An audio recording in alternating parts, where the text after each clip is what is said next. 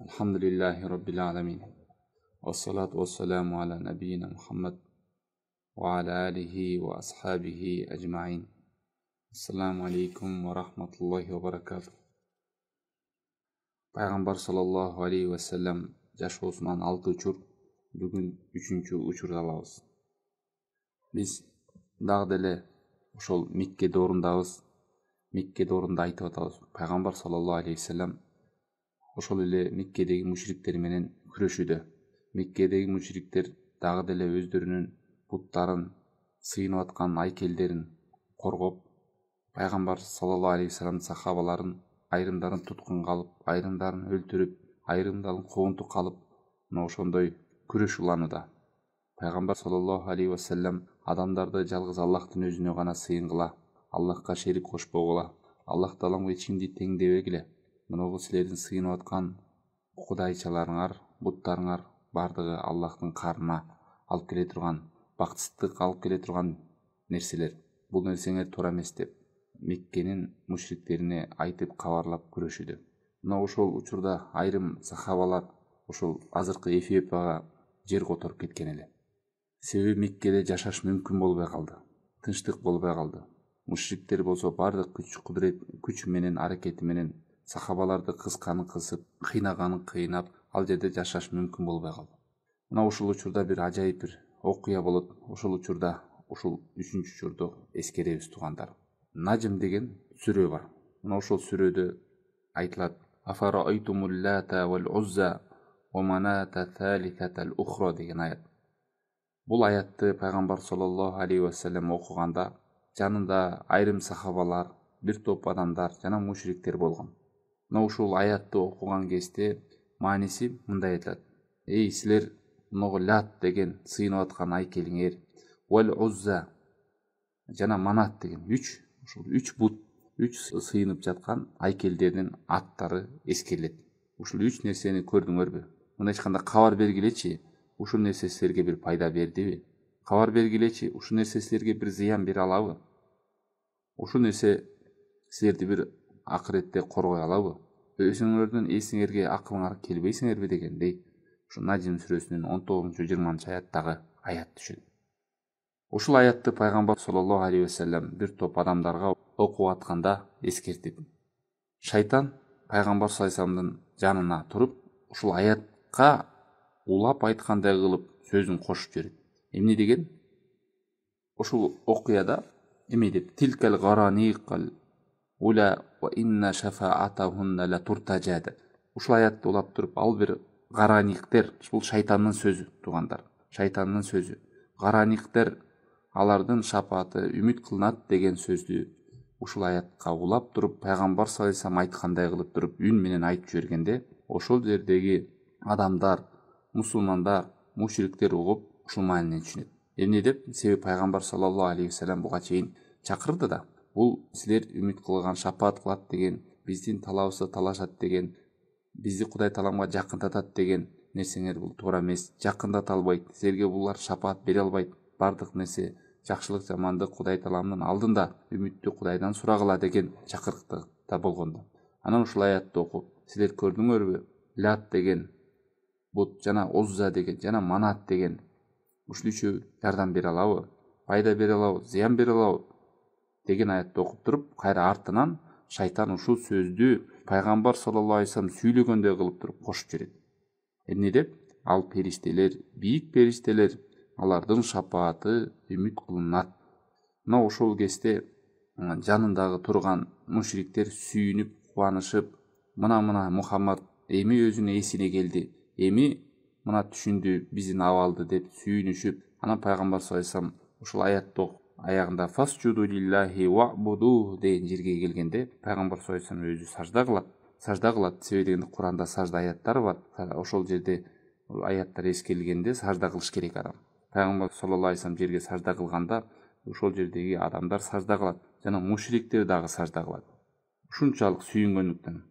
Керек болсо ал жерде Валид ибн Мугира деген мушриктердин башчыларынын бири болгон, ал кезде жашы улгайып калган адам эле, сүйүнгөндүгүнөн кубангандыгынан ошол жерге саждага денеси мүмкүнчүлүк бербесе дагы, жерден бир уч топуракты ала калып, чекесин жерге тийгизип сажда кылат. Мушриктердин кубанычтары коюнуна батпай, мына пайгамбар өзүнө келди, анан бизди түшүнө баштады, мына келишим болду дегендей нерсе менен түшүнүп алып Меккеге кабар таркап кетет. Мушриктер менен пайгамбар саллаллаху алейхи вассалам келишти. Булардын түшүнүктөрү бир жерге топтолду деп кабар таркалганда, бул кабар керек болсо качып кеткен сахабаларга, жер которуп кеткен сахабаларга, ошол эле Эфиопия, Хабашияга чейин жетет. Алар бул кабарды угуп келип кайтып келгенге да үлгүрүшөт туугандар. Сүйүнгөндө кандай сүйүнөт? Ал жерде алар пайгамбар саллаллаху алейхи вассаламдын динин кабыл кылды бул мушриктер деп кабар жетет. Динин кабыл, баягыдай мусулмандар менен мушриктердин ортосунда согуш, уруш, талаш жок, бири-бирин кысым жок, бири-бирине тосу жок, бири-бирин өлтүрүү жок, душмандык жок. Пайгамбардын динин кабыл кылды деген түшүнүк менен алар Эфиопиядан сүйүнгөндөн жерге да кайтып келишет. Жалпысынан тургандар, бул окуядан биз эмнени алабыз? Бизге маалым болду, шайтандын адатынан ошондой бир пайгамбар саллаллаху алейхи вассалам окуганда ошол жерде сөздү улап туруп, ушул сөз тилкел гараниқул уля ва инна шафаатахунна ла туртажа деген сөз, бул аят дагы эмес, пайгамбар саллаллаху алейхи вассаламдын сөзү дагы эмес, бул шайтандын сөзү. Мына ошондой кылып чаташтырып, адамдардын ортосуна бүдөмүк салдырып, ушул ширкке тартайын деген аракети болгон. Бирок Аллах Таала, пайгамбар саллаллаху алейхи вассалам бул сөздү өзү айтканын билбейт, билген эмес өзү дагы. Андан кийин сахабалар айтат, о сиз ушундай сөз бизге угулду дегенде пайгамбар саллаллаху алейхи вассалам өтө капа болот. Кайгырып капа болгондо мына Хаж сүрөсүнүн ушу 52-аяты түшөт Аллах Тааладан. Вахий болуп: "Ва ма арсална мин qablika мин расулин вала набийин илля ида таманна алqa шайтану фи умниятихи." Пайгамбар саллаллаху алейхи вассаламга мындай деп кабар түшөт: Биз сага чейинки дагы пайгамбарларды түшүргөнбүз, элчилерди түшүргөнбүз, жөнөткөнбүз жер бетине. Алар дагы Аллахтан келген аяттарды окуганда шайтан анын окуган сөзүнө сөздөрдү кошуп чаташтырып жиберер эле. Бирок караңыздар туугандар, бул жерден туура эмес түшүнүп албайлы. Жиберер эле, анан Аллах жооп берет: "Фаянсахуллаху ма юлқи шайтан." Бирок Алла Таалам шайтандын кошуп сүйлөп жибергенин өчүрүп салар эле. Өчүрүп сарып аны жок кылат. Тумма юхкимуллаху аяти. Ал эми өзүнүн аятын болсо Алла Таалам тастыктап бекемдеп коет. Wallahu алимун хаким. Аллах Таалам билүүчү жана данышман. Эмнеге кылат экен бул нерсени? Лияджала ма юлқи шайтану фитнатан лилладина фи кулубихим марад. Жүрөктөрү ооруп калган, жүрөктөрү мерес болуп калган адамдарга жүрөктөрүн оорутуш үчүн жана катырыш үчүн шайтандын таштап койгон сөз эле дейт. Wal qasiyati qulubuhum wa inna adh-dhalimina la fi shiqaqin ba'id. Бул нерсе жүрөгү мерес болуп калгандарга, жүрөгү оору болгондорго шайтандын таштап койгон сөзү. Бирок залымдар бактсыздыкта, чындыктан алыста дейт. Wal ya'lamu alladhina utul ilma annahu al-haqqu min rabbik. Ал эми илим ээлери билишет. Бул чындык, акыйкат Роббиңден гана. Фаюмину бихи фатухбита лаху кулубухум. Мындай окуялардын болушу бул сыноо экен. Иман келтиргендердин жүрөктөрүн бекемдеш үчүн. Ва инналлаха лахадиллазина аману иля сиратин мустaqim. Ал эми иман келтиргендерди Аллах Таалам түз жолго салып коет. Ва ла язалу аллазина кафару фи мирятин минху хатта та'тияхумус са'a. Ал эми Аллахка капыр болуп, күмөндө болуп жүргөндөргө кокустан аларга кыямат келет, же өлүм келет. Яти аларга жанчыдагыс азап бар. Аларга чоң азап даярдап койгон деп. Мындай чыкканда туугандар, бул аятта биз түшүндүк, шайтандын айтылып калган сөздөрү жер бетинде калбайт экен, хадистей болуп, аяттай болуп. Ал ошол жердеги чакырыкта жүргөн, Кудай Тааламдын жолуна кайтпаган, пайгамбардын жолун тоскондорго дагы да болсо алардын уланышына жана момундарды Алла Таалам сынаш үчүн шайтанга ошондой мүмкүнчүлүктү берген экен. Берип, шайтан деле бизге оюбузга, акылыбызга, ой жүгүртүүбүзгө таасирин берип азгыргандай эле, ошолдорду дагы кээ бир пайгамбарларга шайтандар Аллах Тааламга чакырып, адамдарды аяттарын окуп берип аткан кезде ушундай сөздөрдү кошуп, өзүнүн кызыкчылыгында адамдарды азгыруу максатта үн коштоп, пайгамбардын үнүн сүйлөп аткандай кылып аягын улап жиберишкен. Ошондо адамдарга бүдөмүк салып, бирок ошондой болсо да Алла Таалам коргоп пайгамбарын шайтандын сөздөрүн сыртка чыгарып, аны өчүртүп, ал эми пайгамбардан сөзүн, Аллах Тааламдан келген вахийни бекемдеп, аны сактап коет деп айт. Мына ушул аятты окуганда мына туугандар, үчүнчү негизде ушундай окуя болот. Караңыздар, шайтандын аракетин, мушриктердин кылыктарын, ушунчалык өзүнүн сыйынып аткан буттары үчүн кандай гана кадамдарга барышкандар. Керек болсо ошол Эфиопиядан кайтып келген сахабалар келип угушуп, бул нерсе жалган экен. Мушриктер дагы деле мусулмандарга душман экен. Дагы деле ошол кысуусунда, туткун калууда, душмандык кылууда деп кайрадан ал сахабалар, элестетиңиздер, кээ бир риваяттарда, кабарларда келет, ошо Меккеге кирбей эле келгенде кабарды уккан жалган экенин билишип, кайра артка кайтышкан дейт. Бул ушул үч чоң айкел бар болгон туугандар. Лат, анан Узза, анан Манат деген. Лат деген ушул Тоифте болгон. Ал киши негизи бул адам солих адам болгон туугандар. Солих адам деген жакшы эле адам болгон. Ал берешен болгон. Ошол Меккеге ажылыкка келген адамдарга мына жакына тамак берип, ушундай иштер жасап, бул дүйнөдөн өтүп кеткен.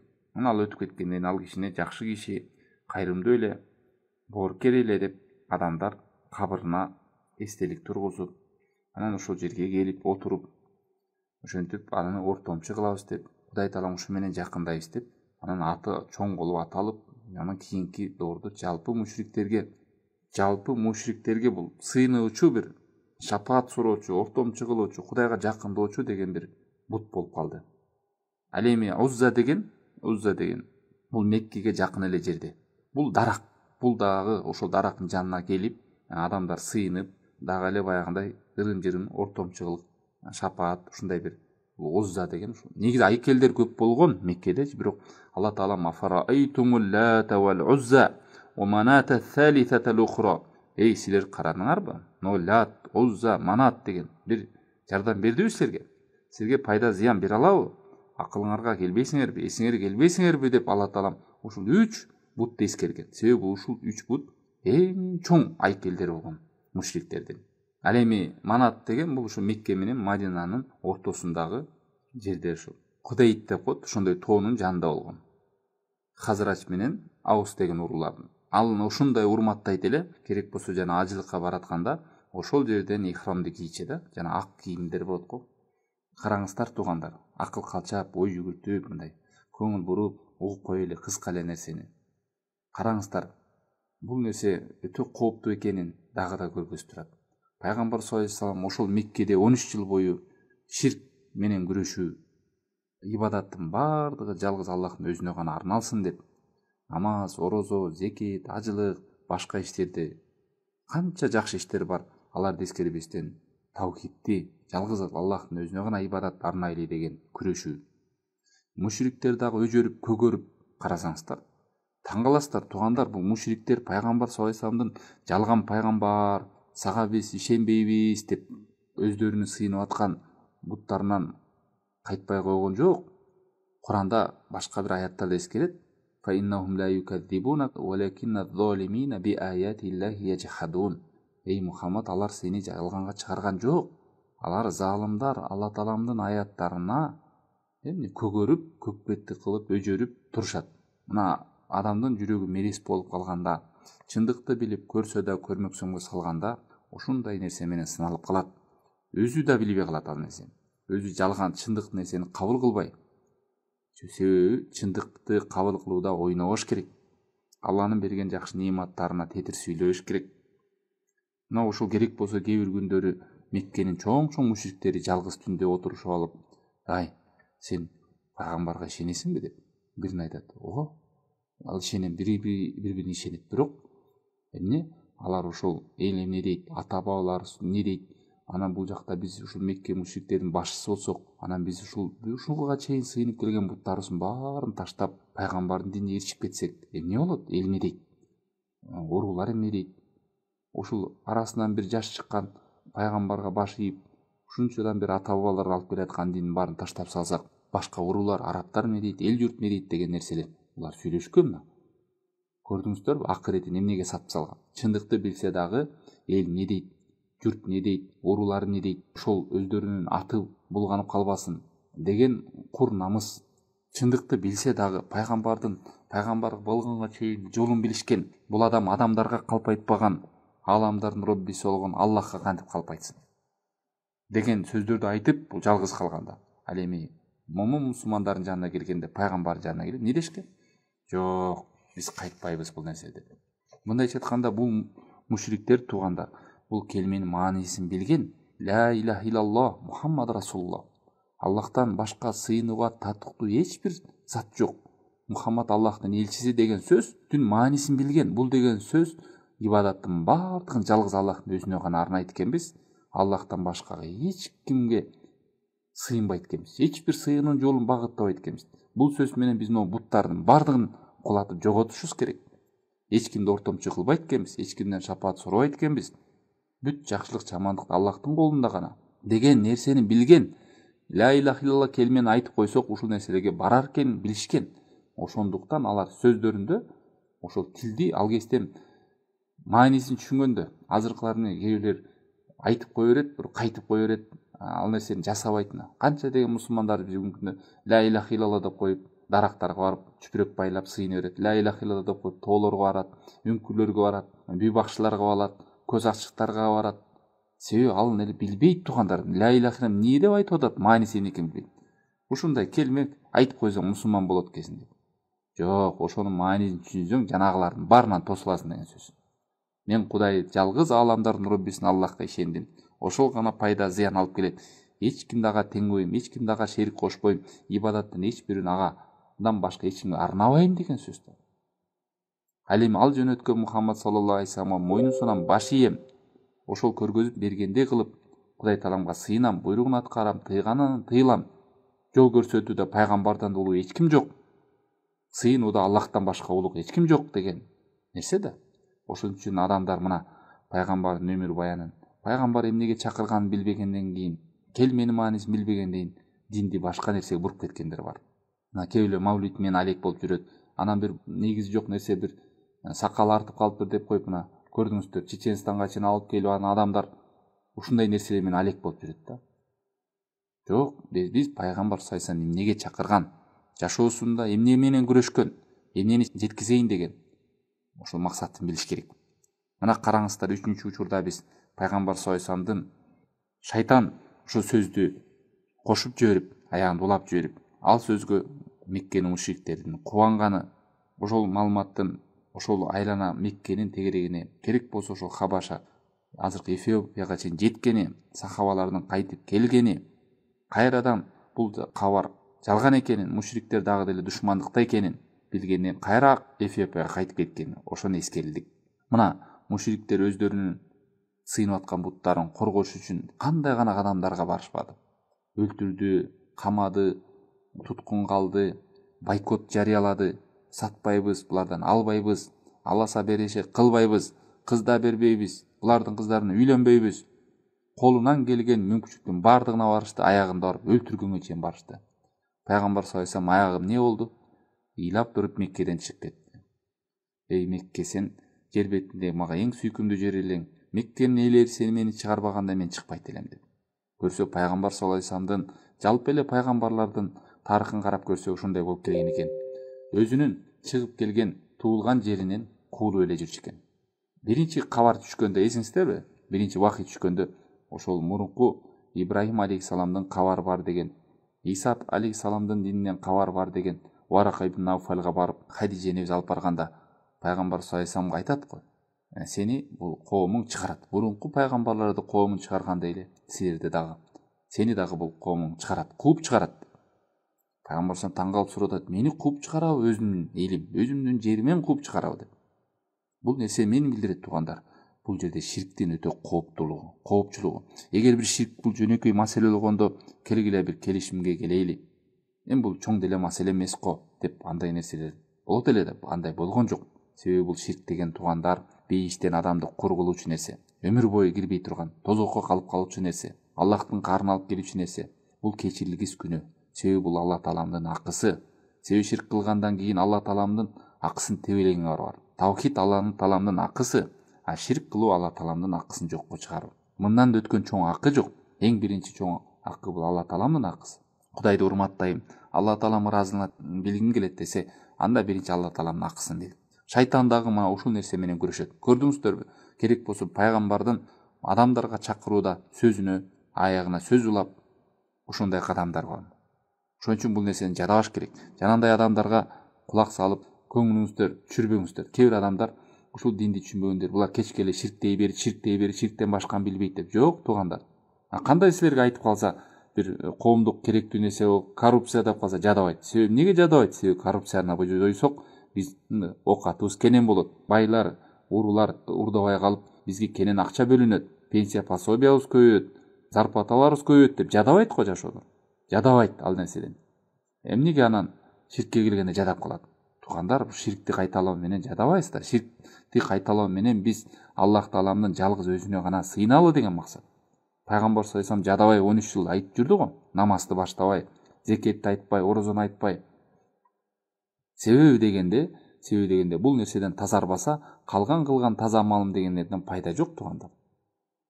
Калган окуган намазыңыз, зекетиңиз, орозоңуз пайда жок. Ошон үчүн пайгамбар саллаллаху алейхи бул нерселерди баштаган жок 10 жылда айтканда.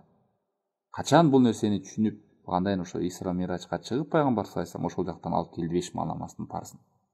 Мына ушул ар бир учурду байкаңыздар, ар бир учурунда өтө бир болгон чоң окуяда ушул акыйдага, Аллах Тааланын жалгызына чакыруудагы кыйынчылыктар, тоскоолдуктар, мушриктердин жан уруп өздөрүнүн кудайларын сактап калыш үчүн кандай гана кадамдарга барган эмес.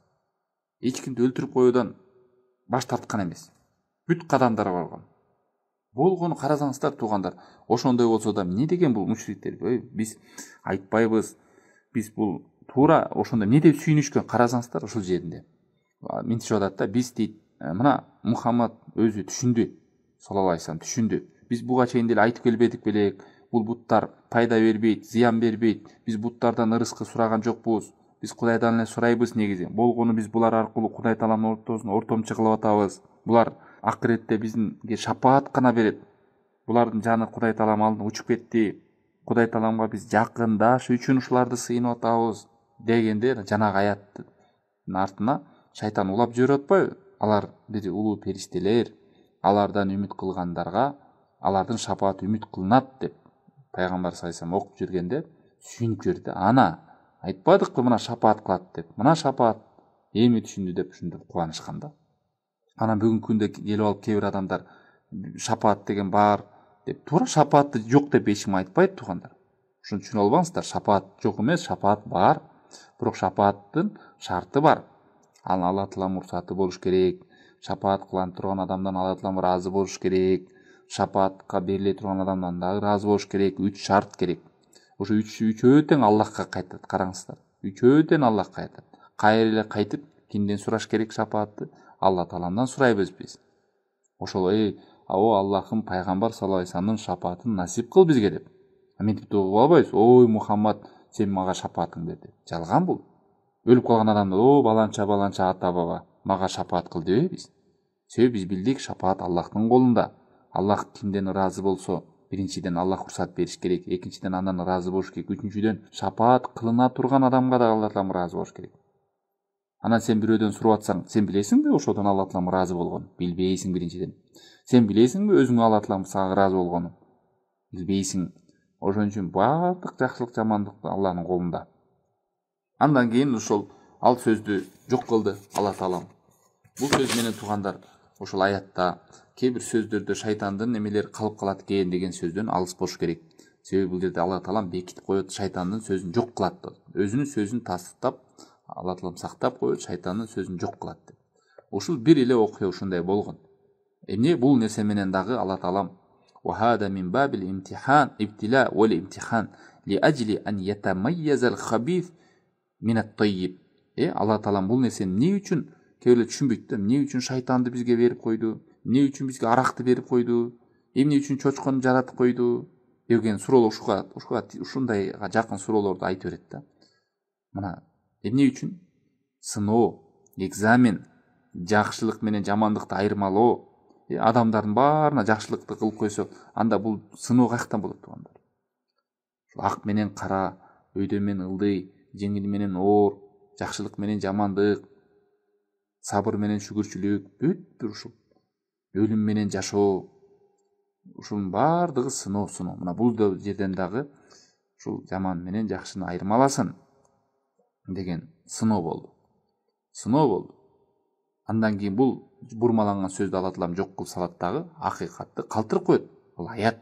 Хада код жарама ар-русул кобла Мухаммад саллаллаху алейхи вассалам. Бул нерсе пайгамбар саллаллаху алейхи вассаламга чейинки пайгамбарларда да болгон.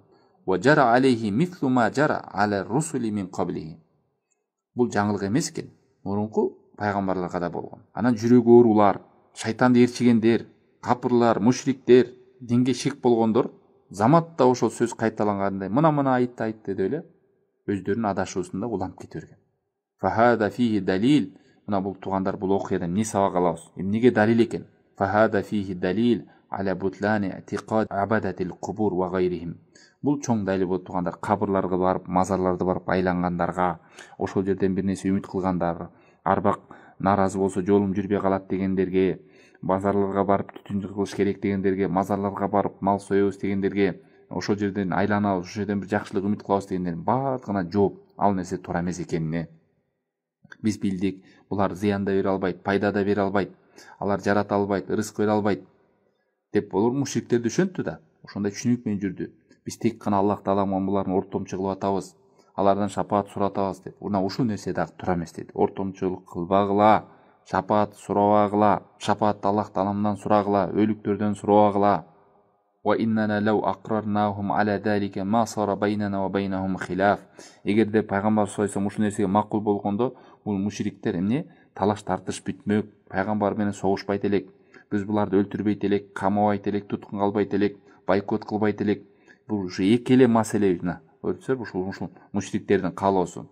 Коюп койчу Мухаммад, бизди ортомчу кыла берейли, ушу менен Кудайга жакындай берейли. А эгер жалпылап айта берген алар деле макул болмок деп атат. Ширк деген жаман десе, о жаман деп алар деле айтат. Биз айткан жокпуз Аллахтан башка бирөө пайда берет деп. Биз айткан жокпуз Аллахтан башка бирөө зыян берет деп. Туура, Аллах жаратуучу, Аллах рызкы берүүчү, Аллах өзү суракка алуучу кыяматта деп бар мушриктер деле ошентип жүргөн. Көрдүңүздөр, кандай бир тонкий нерсе да. Бирок шайтан келип, биянан келип кандай кылат? Азгырган. Ва иннама иштаддат адава байнана ва байнахум ламма анкарна алейхим хада вa'табарна ху ширкан кама анкараху русул саллаллаху алейхи вассалам. Качанга чейин пайгамбар саллаллаху алейхи вассалам өзү айтты ачык барып, мына силердин кылып атканыңар туура эмес дегенден, бул нерсе ширк. Ширк деген жалпы сөзү мына силердин кылып атканыңар могу ширк деген. Анан душмандык күчөдү. Бул шайтандар бир орунда турбайт. Булар өлө куу, бул канча Адам алейхиссаламдан бери келе аткандар. Булардын азгыруу жолдору көп. Бир тармакка байланбайт. Бир жактан адамдар түшүнүп калдыбы, ол экинчи жакка секирет. Ошондой. Мисалы, уктуңуздар, мындай сөздөрдү айтып калат. Арбак ыраазы болбой атат, ошон үчүн жолум жүрбөй атат дейт. Туугандар, арбак сиздин жолуңузду тоса албайт. Арбак ыраазы болсо жолуңуз жүрүп кетип, наразы болсо жолуңуз тосулуп калбайт. Арбак колдосун деп коет. Бүт тура эмес. Жок, арбакты биз колдойбуз туугандар. Колдогонубуз эмне? Ошентип садака берип, жакшы иштерди жасап, ошон соо барат. Ошентип колдойбуз. Алар эч кандай бизди колдой албайт. Эч кандай арбак наразы болуп калса жолубуз токтоп калбайт. Мунун баары ширк болот турган. Айтпадыкпы, ибадат деген коркуу, үмүт, бүт нерсенин Аллахтан үмүт кылыңыз. Аллахтан үмүт кылыңыз, арбактан эмес. Шапаат деген бир жакшылыкка жетиш үчүн, бир жамандыктан арылыш үчүн бирөөнү ортомчу кылуу деген сөз да. Ошон шапаат деп коет. Шапаат өзү бар туугандар. Шапаат бар, пайгамбар саллаллаху алейхи вассалам шапаат кылат. Бирок биз айткан шарттары бар туугандар. Шапаатты биз пайгамбардан эмес, Аллахтан сурайбыз. О Аллахым, пайгамбардын шапаатына мен насип кыл деп.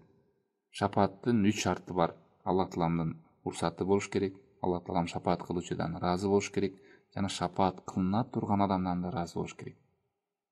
Анан пайгамбар саллаллаху алейхи вассалам шапаатына жетем деген адам пайгамбардын сүннөттөрүн бекем болуп жүрүсө, ошондой адамдар акылуу. Ким ихластуу ибадат кылып, пайгамбар саллаллаху алейхи вассаламга бекем эргешкен адамдар, ошолор шапаат кылынууга жакын адамдар.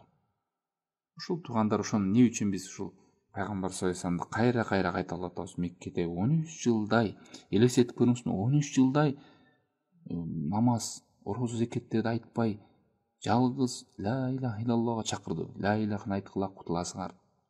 Ла илаханы айткыла бейишке киресиңер деген. Не экен максат? Ошол ибадаттын баардыгын жалгыз Аллахтын өзүнө арна деп. وَلَقَدْ أُوحِيَ إِلَيْكَ وَإِلَى الَّذِينَ مِنْ قَبْلِكَ لَئِنْ أَشْرَكْتَ لَيَحْبَطَنَّ عَمَلُكَ. Сага жана сага чейинки пайгамбарларга да кабар берилинди. Эгерде сен ибадатыңда ширк кылып алган болсоң, анда амалдарыңды жок кылып салам деп атат. Элестетиңиз, бул сөз пайгамбарга айтылды.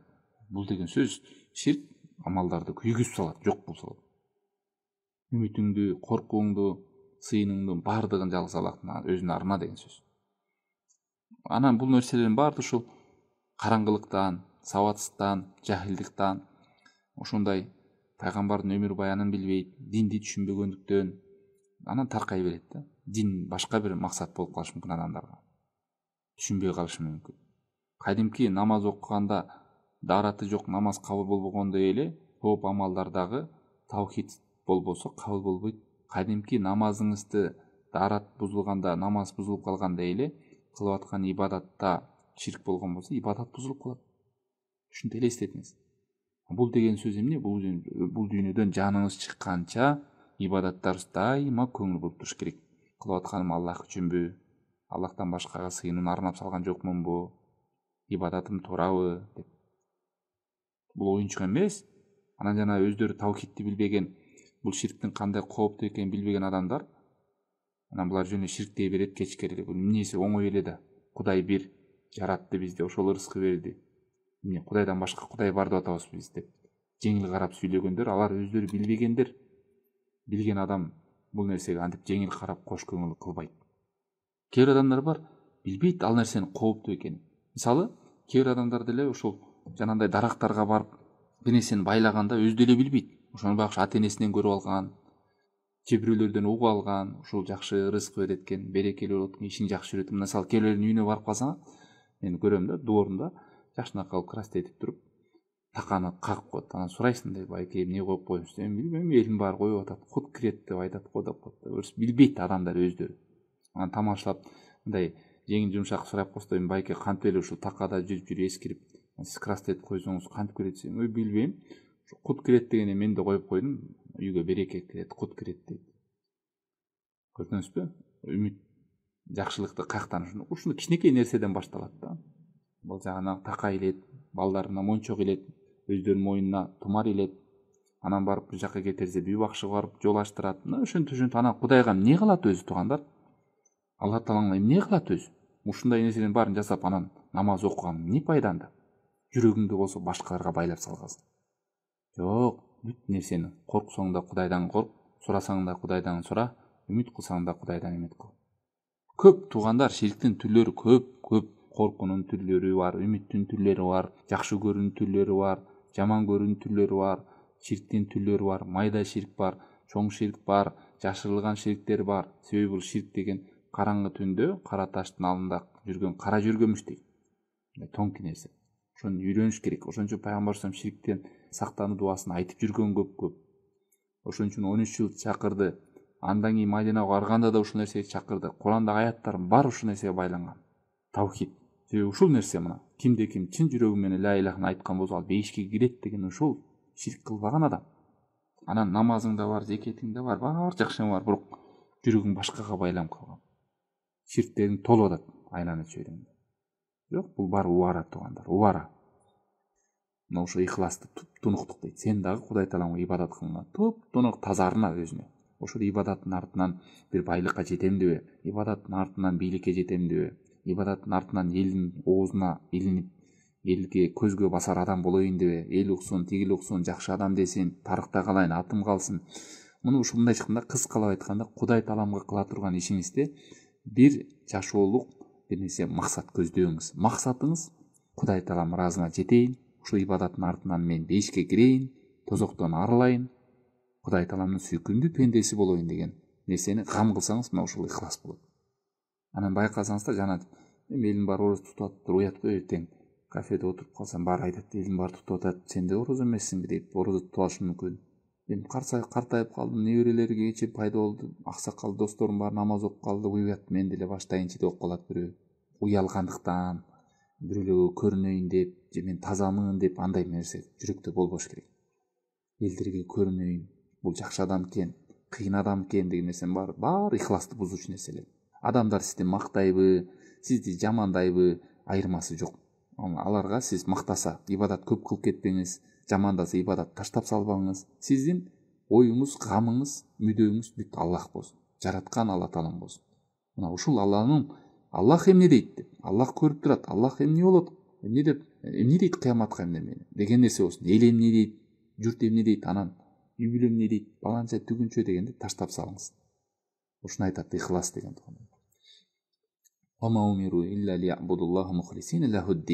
Алар тек гана жалгыз Аллахтын өзүнө гана ыхлас менен сыйынууга буйрушту дейт. Бул дин ыхлас дин туугандар. Дин ыхлас дин. Эгерде ыхлассыз сыйынган болсоңуз, анда ушул нерсе, ошончо кыяматка биринчи эле ушул ыхласы жоктор түшөт тозокко туугандар. Билесиңиз, кайрымдуу адамды биринчи түшүрөт. Эмне десе, ал мени кайрымдуусун деп. Баатыр адам түшөт. Себеби ал мени баатыр десин, тарыхта атым калсын, мени баатыр деп билсин деп аракет кылган. Аалым түшөт тозокко. Эмнеге? Ал мени аалым десин, чырайлуу сүйлөйт экен. Сүйлөгөндө ыйлатат экен адамдарды. Кээ бир ошондой максатты көздөп алган. Сөзү тим эле бир уюк кашып сүйлөйт экен, макал кошуп сүйлөйт экен, кыйын сүйлөйт экен, угуп эле отургум келет экен деп мени айтсын адамдар дегендер бар. Ошондой максатка жетет, ошондой болот тарыхта. Бирок Кудай Таалам алда эч кандай насиби жок. Аз сүйлөйсүң, көп сүйлөйсүң, адамга жагабы жакпайбы, эң негизи туура сүйлө. Кудай Таалам ыраазы кыл. Ушул сөзүңөн бир адам дагы түз жолго түшүп келип калса, ошол ийгилигиң болот. Ошол ыхлас. Эмнени кылсаңыз да, Кудай үчүн кылсаңыз, ушул ыхлас туган.